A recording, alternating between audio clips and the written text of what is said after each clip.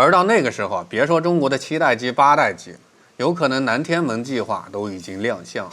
日本怎麼追趕中國的步伐？這就像一個連小學都沒畢業的人，非要直接去考博士。你知道嗎？中國歼36 6代重型戰機，僅憑內油作戰半徑就足以覆蓋整個日本。這可是國外網友連夜扒數據、畫地圖、實打實算出來的硬核真相。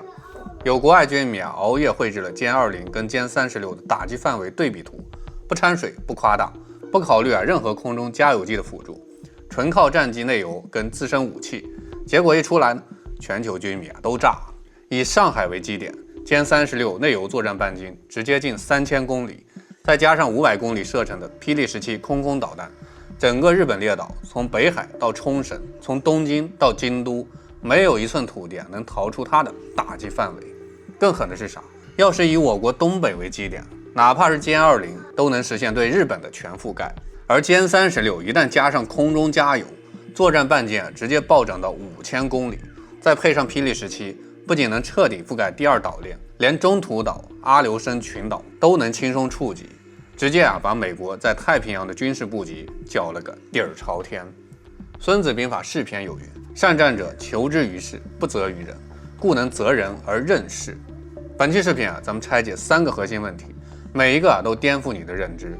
第一，歼36打擊範圍為什麼能覆蓋整個日本？第二，很多人只看到覆蓋日本的表面，卻沒看懂這背後的戰略深意。第三，面對殲36的絕對優勢，日本、美國當如何應對？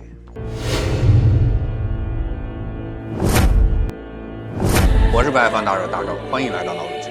先問一句，你們知道國外網友看到殲36的打擊範圍圖時有多崩潰嗎？有日本網友在論壇上留言，這根本就不是戰鬥機，這是懸在我們頭頂的達摩克利斯之劍。有美國網友吐槽，中國這是直接把戰場搬到了我們的家門口。還有歐洲軍迷感慨，以前也覺得美國空軍天下無敵，現在才知道中國已經悄悄掌握了天空的主動權。在聊殲36打擊範圍之前，咱們先搞清楚一個核心問題：為什麼殲36內油作戰半徑能達到近3000公里？要知道，美國最先進的5代機 F-22內油作戰半徑也只有852公里，連殲36的1/3都不到。就算是美國号稱全球部署的 F-35內油作戰半徑也只有1100公里左右，跟殲36比簡直就是小巫見大巫。這就要說到殲36的第一個核心優勢：3發動力布局加先進氣動設計，這也是它能實现超遠作戰半徑的關鍵。根據中國科普網的報道，第6代戰機的核心特徵之一就是超遠程打擊能力。我國6代機的作戰半徑甚至能達到3500公里以上，而殲36作為中国6代機的核心型號，更是将這一優勢发揮到了極致。很多人不知道，戰鬥機的作戰半徑核心取決於2個因素，一個是燃油攜帶量，二是氣動效率。殲36採用了全球獨有的3發大推力涡扇發動機布局，3台發動機不僅能提供超強的動力，還能攜帶更多的內油。相比雙發動機，燃油攜帶量提升了40%以上。再加上它取消了垂尾，採用纯飞翼布局，氣动效率直接提升30%以上，飛行阻力大幅降低，燃油消耗也隨之減少。這一增一減之間殲36內油作戰半徑自然能輕鬆達到近3000公里。更關鍵的是殲36搭載霹靂17空空導彈，射程高達500公里。這是個啥概念？相當於從上海到杭州的距離。殲36不用靠近日本本土，在我國近海就能發射導彈，精準打擊日本境內任何目標，不管是軍事基地、雷達站還是機場、港口，都能實現一箭封喉。咱們做個最直觀的对比，日本的本土最遠距離從北海道到沖繩也就2000多公里，而殲36以上海為基點，內油作戰半徑接近3000公里，再加上500公里的霹靂17，打擊範圍直接拉到3500公里，覆蓋整個日本，簡直就是手到擒來。而如果以咱們東北為基點，殲20的內油作戰半徑就已經能達到1500至2200公里，再配上霹靂15導彈，同樣能實現對日本的全覆蓋。這意味着啥？日本的任何軍事動作都在我國戰機的監控跟打擊範圍之內，根本沒有任何隱私可言。接下來咱們拆解第2個核心問題：殲36覆蓋日本不僅僅是打擊範圍的碾壓，更是中國航空工業從跟跑到領跑的標誌性體現。背後藏着中國軍工的3大殺手鐧，每一個都讓日本、美國望塵莫及。第一個殺手鐧，發動機技術的全面突破。發動機是戰機的心臟，也是中國航空工業曾經的短板。但現在呢，中國已經徹底打破了國外的技術壟斷，研發出了大推力涡扇發動機。而歼36採用的3發發動機布局更是全球獨創。這種布局不僅能提供更強的動力，還能提高戰機的可靠性。就算其中一台發動機出現了故障，另外2台發動機依然能保證戰機正常飛行，大大提升了戰機的生存能力。对比一下日本的星神戰機研發了10幾年，最終還是因為發動機技術不過關，被迫下馬。就算是日本現在的裝備的 F-35戰機，發動機也完全依賴美國进口。一旦美國卡脖子，日本的 F-35就會變成廢鐵。而中國呢，不僅能自主研發發動機，還能實現技術創新。3發布局的歼36就是最好的證明。論語有云：工欲善其事，必先利其器。中國軍工之所以能實現跨越式發展，就是因為我們攻克了發動機這個核心利器。第二個殺手鐧，氣動設計的全球領先。歼36取消了垂尾，採用純飛翼布局，這是6代機的核心技術之一，也是美國、俄羅斯至今沒有完全突破的技術。這種布局不僅能大幅降低雷達反射面積，提升隱身性能，還能減少飛行阻力，提升氣動效率，為超遠作戰半徑奠定了基礎。國外網友曾經做過測試，殲36雷達反射面積比美國的 B2 轟炸機還要小，隱身性甚至超過了 F-22跟 F-35。而日本連5代機的氣动設計都整不明白，更別說6代機的無垂尾飛翼布局。第3個殺手鐧，武器系統的全面升級。殲36搭載的霹靂17空空導彈，射程高達500公里，是目前全球射程最遠的空空導彈之一。AIM-120導彈射程還要遠200多公里。這種導彈不僅射程遠，還具備超視距作戰能力跟精準打擊能力，能在敵方戰機發現我們之前就將其擊落。更重要的是殲36作為6代機，還具備多平台協同作戰能力，能與殲20、殲35無人機等形成作戰體系，實現信息共享、協同打擊。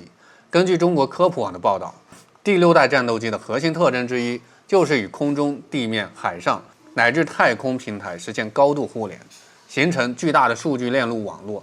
而殲36正是這一特徵的完美體現。對比之下，日本的戰機無論是 F-15J 還是 F-35都不具備這種協同作戰能力，武器系統也相對落後，根本無法與殲36抗衡，這就是碾壓局。說到這兒，可能有家人會問：大钊殲36覆蓋整個日本，日本跟美國他坐得住嗎？他們會不會採取什麼應對措施？答案是肯定是坐不住。但你覺得他們有啥有效的辦法嗎？咱们來分析一下日本跟美國可能的應對方式，以及為什麼有這些方式都是徒勞無功的。先看日本可能的應對方式有3種。第一種，購買更多的美國 F-35戰機，試圖提升自己的空中力量。近期美國就部署了48架 F-35到日本，針對這個大钊專門出了一期視頻，大家感興趣可以去溫習一下。第二種，加快研發自己的5代機甚至6代機，試圖追趕中國。第3種，加強與美國的軍事同盟，依靠美國的力量對抗中國。但這3種方式每一種都有致命的短板，根本無法實現被殲36覆蓋的命運。